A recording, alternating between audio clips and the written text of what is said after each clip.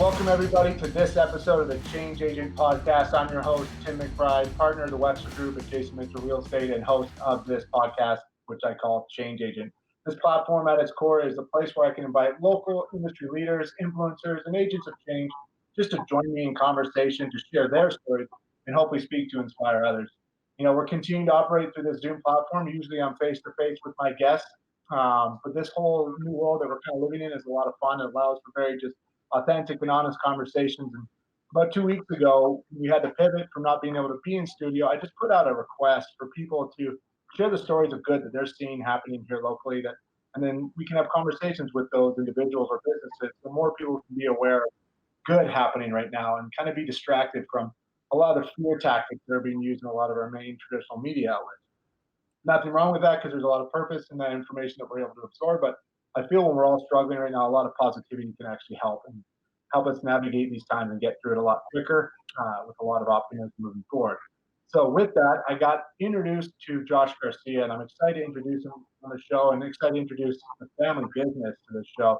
I wasn't aware of it. I've only been here a couple of years, so we are a big city. So that's, again, part of why we're doing this is connect people to a lot of great things and great people and great stories and businesses. I was introduced to a good friend, Shannon, who shared the business and what they're doing right now to being in the hospitality space, the restaurant industry. It's one of the categories that's been affected the most. And Josh has absolutely stepped up and found ways to stay open, to continue to feed the community, but also put a really cool program in place that allows those on the front lines to be met and to be fed at no cost to them. So I'll allow him to share that story. So Josh, thank you so much for joining me on the show. Josh, again, the Vice President of Mile Deli, delicatessen, and family-owned business. He's third generation. I'll allow him to share the story and talk to us about what he's doing right now to manage these times and to elevate his game and to serve our community.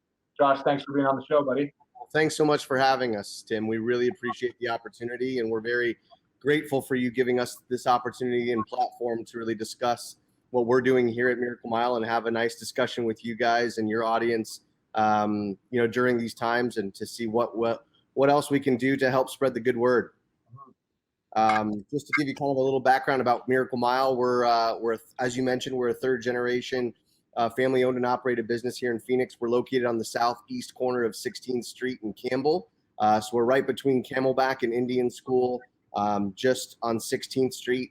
So you really can't miss us. We constructed this brand new building here in 2015 from the ground up. It was our first opportunity to get out of the strip centers or the shopping malls that we had been in for the previous 65 years. So we're celebrating our 71st year of business here in the Valley. My grandfather moved from Brooklyn, New York to Phoenix in 49 and established a small restaurant on 16th Street in McDowell. So we're just north of where our initial location was in 49. So it's nice to still be in the family area and nice to be able to grow our families here in this area as well, and really be able to serve generations of the Valley's community that we've been able to serve over the last 7 decades.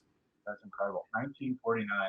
Congratulations. That's, I can't imagine there's a lot of businesses that have been around that long, and to constantly be trying to push yourself and change, kind of to adjust the times is incredible to kind of witness just through the conversations we've had.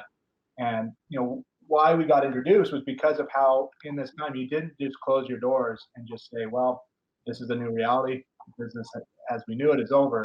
You really leaned into it. And yeah, you've had to make some cuts or some adjustments, but you found opportunities to stay open and to feed the community, but also put a program together to help support those that are hurting specifically because of this, COVID-19 reality we're living in.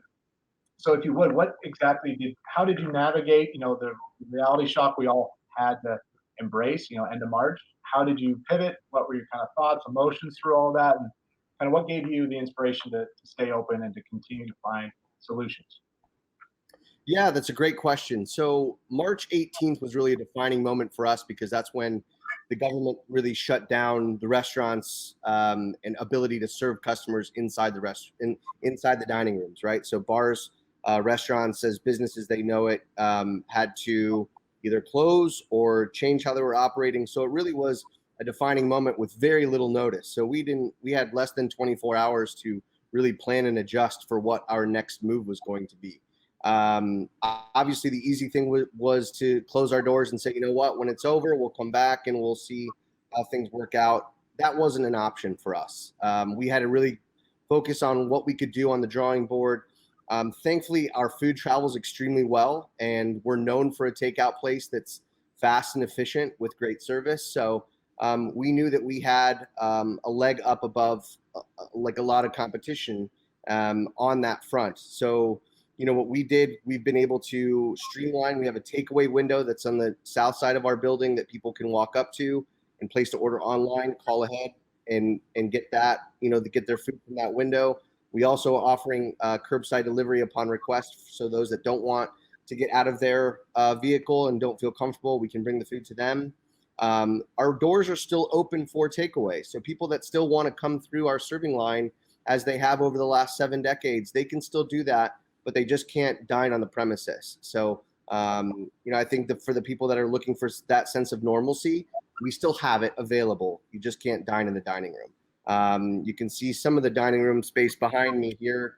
You know, all of our tables and chairs are stacked up in the dining room, which is just a difficult reality to live with on a daily basis, because in our 71-year history, we've never had to do this. But obviously, with the pivots and the changes, you know, we had to furlough some people, which was obviously the most difficult part about this, because a lot of our employees have been with us for 15 years or more. We had 26 employees when we started this. We're down to about 18. You know, and our employee turnover is less than 8%, where the restaurant industry turnover is 75%. So we treat our employees like family. They become a family member. They're not a number. They are a person. They have families. We take care of them. And that's been the hardest part about this, is to say, you know what, you've been with us for 15 years. You've been with us for 20 or 30 years. I don't need you right now, but I want you to go home and take care of your family. And as difficult of a decision as that was to make, it was necessary in order for us to survive. With regards to, you know, what we're doing in the community, obviously there's a lot of negative news out there. We wanted to bring something positive and make sure that it sustains throughout the duration of this crisis. So we started a first responder meal fund, which people can go on our website at miraclemiledeli.com. If you click in the upper right-hand corner, place a takeout order, the next page that pulls up, the first item there is a first responder meal donation. So people can go to that website and place a donation. We're doing it in $10 increments. So people can donate, you know, as little as $10, as much as 1,000 if you'd like. But that was our way of ensuring that the first responders that are on the front lines are fueled and fed.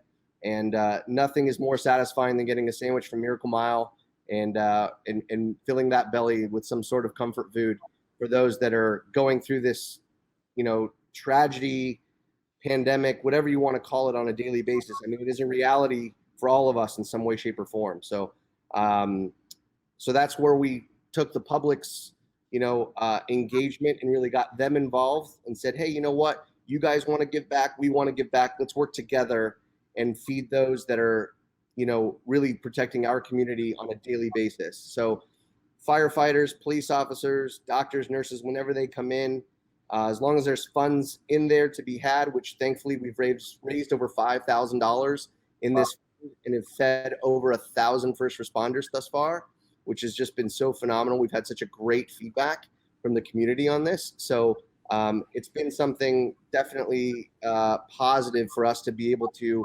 discuss and really engage with the community on a daily basis. I love it. I want to stay on this because you mentioned two things.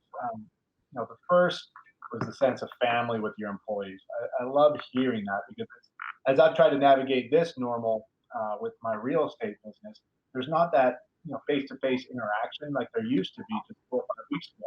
So trying to figure out solutions to continue to add value. And for me, the value right now in my industry isn't, you know, how can I help you through a transaction? It's more, how can I be of service to you in the environment now that you are trying to manage? And a lot of people, doesn't matter their status or their circumstances, they're feeling some sort of pain or hurt or loss because of this. So how can I be, in a sense, a friend, or treat my clients like their family? Just show up and be a resource, or just an ear or a voice, whatever it can be. I love that you share that because I think that's something that we all should try to be kind of focused on in our professional space. Treat others as if they're family because we're all in this together, right? No one's immune to it. No one's able to not be affected on a level. So at some point, we're going to get hit or hurt or compromised on some level. So that's focusing on that key component of family. I think is incredible, and to hear how you've been doing that for 7 decades that shows like the foundation of the business you guys have built. So I appreciate you sharing that. And then you just talked about 5,000 raised and 1,000 first responders affected. I think people right now kind of we're in a very, I think, giving space right now as just the people. We feel like there's a lot of foot right now. People are finding solutions to give. And I had someone on the other day, Pastor Todd Bopper with Impact Church, and he made a comment about how every dollar given has a face to it or has a name to it. And I love that in this $10 increment, that $10 going directly to someone that is serving our city for good. And that can hopefully empower people to just continue to step up and with whatever resources or capabilities they have, just help a little bit because that effort has a name and a face to it. I think that's incredible. So to know just 4 weeks, maybe 5 weeks, 5,000 raised, that's a lot of community members coming in and contributing and just being a part of your family and helping your family serve the families of others that are putting themselves, on the front lines every day. So thank you for doing that. How are you, I guess, connecting with these 1,000 plus now first responders? Are you putting any messaging out there where they're aware that if you come over to Miracle Mile, there is a meal waiting for you? How is that communication happening? Yeah, so we've done a great social media promotion as well. I mean, social media has been a whole, I think, a unique platform in a different way than ever before, to where we're able to talk to customers, to people that have never been in before. As you mentioned, you weren't even aware that we even existed, Tim. So this is a unique opportunity for us to use social media as a positive tool to get our word out to the community. I mean, that has probably been our biggest thing thus far. Thankfully, we've had a lot of community support with regards to local media, television stations, radio stations. So that the word's definitely has gotten out, and we've been fortunate enough to be able to get some positive reaction off of those platforms as well. So we've been very fortunate. As you mentioned, we're able to serve over 1,000 people. We've done 2 hospital drops thus far, which have been more than 50 at a time. And obviously the nurses and doctors are truly grateful when we're able to make those drops. But it's been just definitely something that has just been so positive and received in just a variety of different ways. And I think the nice part is that those that have donated have felt as though that they have been able to give towards a positive cause in this time where everything is it's so negative and it's so draining. So that those people that are able to do it have, can at least go to bed at night thinking, hey, I did something really awesome today, and here's what I did.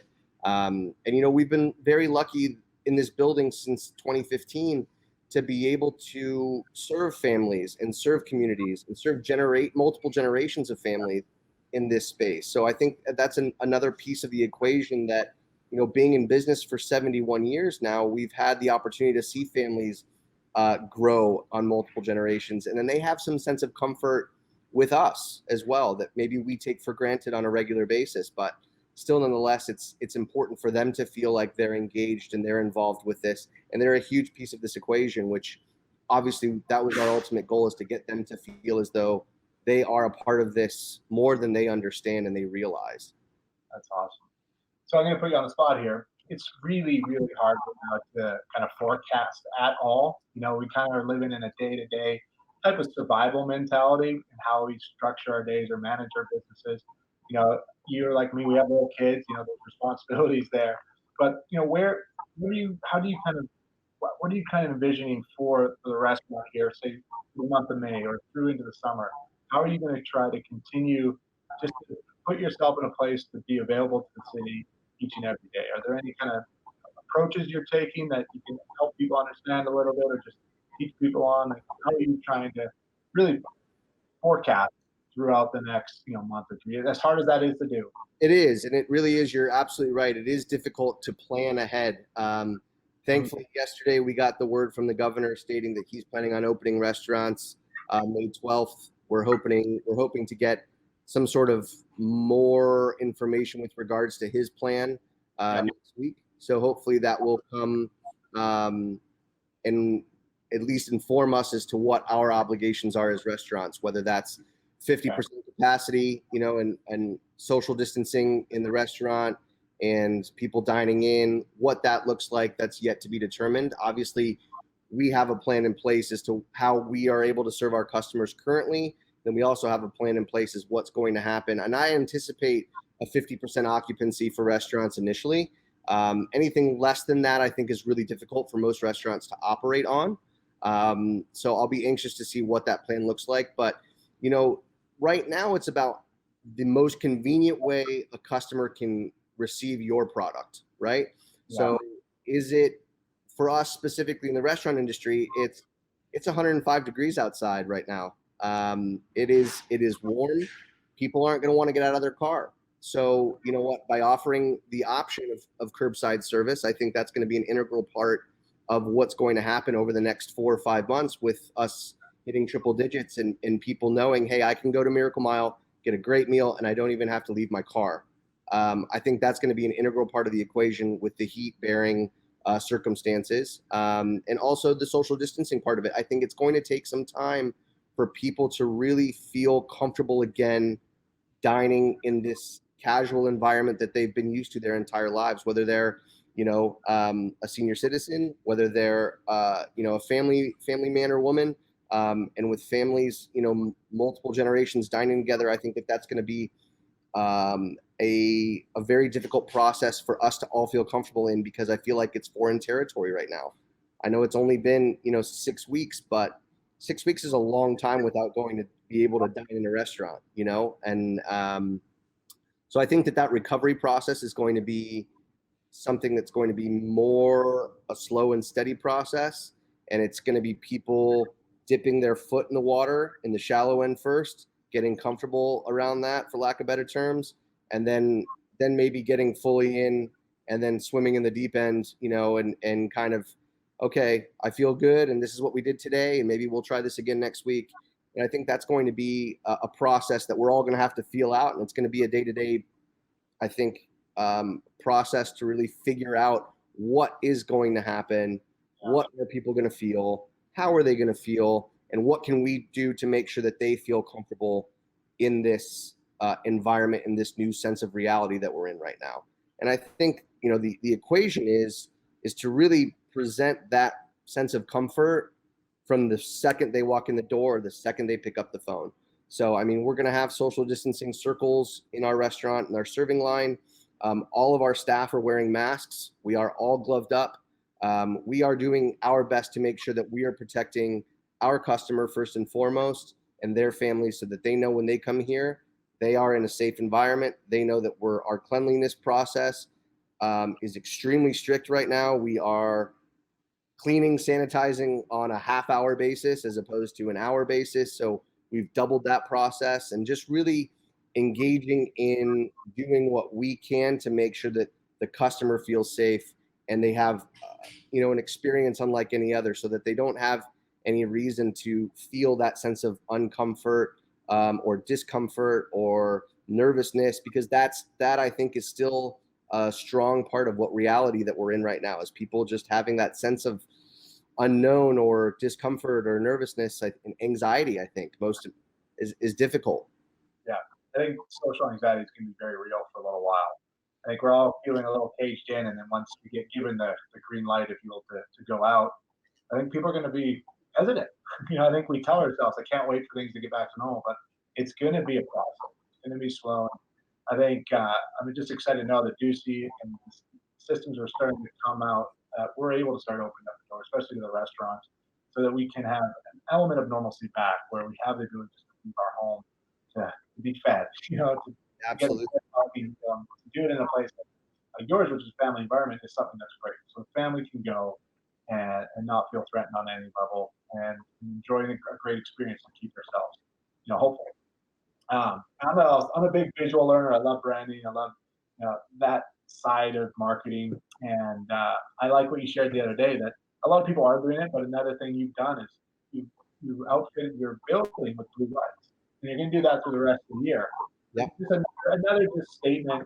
We're here, so we're also here to recognize and honor those, and I think that's pretty neat. So people, as you're driving by, notice the big blue building, another signal to recognize what Miracle Mile is doing, not just through our tummies and food, but also in just support of the greater good and those that are stepping up and serving, the medical world, people that might be fighting it. So, Josh, I want to know two things.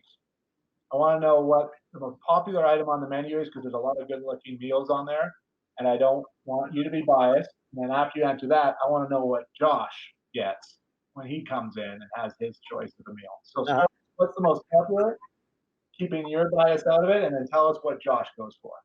All right. So our most popular menu item, Tim, has been the most popular item for 71 years. It's our straw sandwich. So on the straw sandwich is hot pastrami, and on top of the hot pastrami is melted sauerkraut and Swiss cheese. Oh yeah. So, it is, and it's piled high. I mean, the sandwich is this big when you get it, right? We have fresh onion rolls and fresh Kaiser rolls that are brought in daily, and those are substantial breads that will hold everything on that sandwich, and you just have this ooey gooey goodness of just mouth-watering meat and sauerkraut and Swiss cheese that just all goes into your mouth all at one time. The amount of texture and flavor and everything else that goes into it is unlike anything you've ever experienced in your entire life. So that has definitely been our best seller over the last 7 decades. I don't think that'll ever change. I just think that is one of the things that is just a staple item. Obviously, our pastrami is what we're known for. We go through over 2 tons of it every month. Wow. So we're one of the largest pastrami users in the country. Definitely west of the Mississippi for sure. We're definitely one of the biggest users, but it's definitely something that we're known for, as well as our corned beef and brisket. Those New York style delicacies that people really can't find anywhere at your normal sandwich shop per se. But and you can't really find it in the grocery store either. There's very tough to find good pastrami, but it's something that we've been doing for a long, long time. We have a company, Aries Beef, out of Burbank, California, that cures it for us, and then we get it shipped to us via Shamrock Foods on 2 or 3 times a week, just depending on how busy we are. And so that recipe is proprietary to us, and we've been very fortunate enough to be able to have a great relationship with Aries Beef and be able to get that. But yeah, that's been a great seller for us for a long, long time. Now, question number 2, what is Josh get? Yes. So my favorite menu item has not hit the menu yet. It's kind of been a secret thing, but it is. So I definitely have pastrami on it, but then I layer it with a slice of Swiss cheese, and then I do some brisket on top of that, and then I do some more Swiss cheese, and then I put some Russian dressing on it, and I have it on a Kaiser roll. You can call it a brisket pastrami combo with Swiss. I haven't really come up with a name for it yet, and I think maybe that's why I haven't rolled it out yet. Okay. But that is my favorite menu item. If you told me tomorrow the world was going to end, that would be my last meal for my life. Wow. So when I come in, I'm going to ask for Josh's secret menu, and that's what I'm going to go for right there. Okay, perfect. I love it. Well, Josh, I really appreciate you coming on today. I know you're managing a lot of moving pieces right now, and I'm just very appreciative to Shayna for making the introduction. I look forward to meeting you in person and sitting down face to face and giving you a handshake just to say thank you. Excuse me. And also, as every guest I have on the show, it's called Change Agent because I believe that everyone is one in their own capacity. It's basically at its core being a servant leader. It's never sitting still. There's a lot of ways you can look at it, but it's people that lead by example and take opportunities to do good with this greater sense of purpose. And those stories, I think, have a lot of positive messaging in it. And that's the whole concept of this story, is to help share this platform, to help share those stories. And this campaign, I'm getting a lot of great introductions to great people, and you're absolutely one of them. I'm just grateful for you taking this time. And I love that you're in your environment, you're showing us your space. And I do apologize. It is a big city. I've only been here 4 years. I haven't been in, but I am now. I'm going to get the family back for all the kids. We could get some of that great pastrami. But everyone that comes on my show, I gift them a Change Agent hat. And I do it because I love hats. I'm a big hat collector. I'm a big New Era brand junkie, and it's New Era, so snapback. So it will fit your head. But it's just I'll bring one down, and just another way to say thank you for what you're doing. You really are leaning into this environment we're in, and you're making the most of it, and you're helping others along the way. And I think that's what we need to really be focusing on right now. And I'm just very grateful for what you're doing and for the opportunity to get to know you and learn the story and the history. 71 years of family-run business is pretty awesome. So thank you for that. And I want to make sure that everyone knows how to get to you. So miraclemiledeli.com is your website. And today, you can literally go on there. There's tons of information, but if you place an order, that's where you're going to find your first responder meal donation, correct? So Correct. anyone that isn't able to go down and get food, but feels that need to help, great opportunity for only $10. You putting a meal in the hands of someone that is out there every day serving our city and meeting the needs of others. So thank you for putting that together. And I want to keep just following it. Follow their websites, sort of social media. Would that be Instagram, Facebook? Can you tell us the best platforms to follow you on? Yeah, obviously the website, miraclemiledeli.com. You can call us at 602-776-0992. I am here a lot, so feel free to call and ask for me personally. I'll be more than happy to take your order or discuss whatever you'd like to chat about. We're on Instagram at Miracle Mile Deli. We're on Facebook at Miracle Mile Deli, and you can search us on Twitter as well at Miracle Mile Deli. So those are our three communication platforms on social media. And yeah, if you guys have any questions or concerns, give us a call. We're more than happy to serve you in any way possible. I love it. Your phone number is out there, my friend. Give him a call. Any question, he'll answer. But I really do appreciate you taking the time. I know you have a lot on your plate, so this has been a great conversation. Thank you for sharing. If there's anything I can do, my platform can do to continue to be of service, please don't hesitate to ask. And like I said, I'm excited to meet you in person when all this is over and sit down and just catch up. Well, we truly appreciate you allowing us to be a part of it, Tim, and we'll look forward to serving you and your family and hopefully your audience soon. And thanks again. We really, really appreciate it. Truly. Thank you. It's my pleasure. So you have a big day ahead of you. So stay safe, stay healthy. And just again, thank you for meeting the needs of the people in our city right now. And people, please check out Miracle Mile Deli. Ask directly for Josh Garcia, third generation family business. He's the vice president, but he's the passion behind everything happening right now. So follow them and support them. They're doing some great work here. So thank you, Josh. And you have a great rest of your day. All right, Tim. Thank you very much. We'll talk to you soon. Talk soon. All right, everybody. Thank you again for joining me on this episode of the Change Agent Podcast. And it was a pleasure to have Josh Garcia. He's the vice president of Miracle Mile Deli on the show. As he spoke to, they've been in business since 1949, so 71 years of business here in the Valley. Pretty incredible. But more importantly, we really focus in on what they're doing right now to stay afloat, to keep their doors open, to keep feeding the local community, but also their first responder meal donation plan.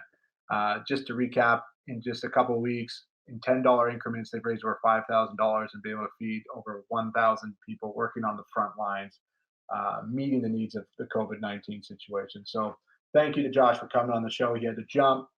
It was cool to see the inside of their deli. You can see that they're open, they're working, chairs are on tables, so they're adjusting, but they're making it happen, and it's awesome to see.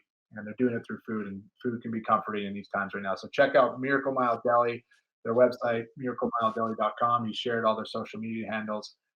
Just a great conversation. I appreciate Shayna Rosen for introducing us, for recommending him for this local good series we're trying to put on right now. And just grateful to get to know the guy. So check out Miracle Mile Deli. Go enjoy the sandwiches that he recommended. And if you have any questions or want to recommend anyone else for this local good series, we're going to keep this going for as long as we can. Just sharing stories of good happening here locally, helping us as a community get through this. Comment down below, reach out directly through my website or my Instagram or Facebook channels. Just want to keep connecting more people with great stories and great people here in our city. So thanks for joining me on this episode. We got a few more lined up in the next couple of days. So more stories to share, and more hope for more people here in our community. So thanks, everybody. Go have a great day. Stay safe and be healthy.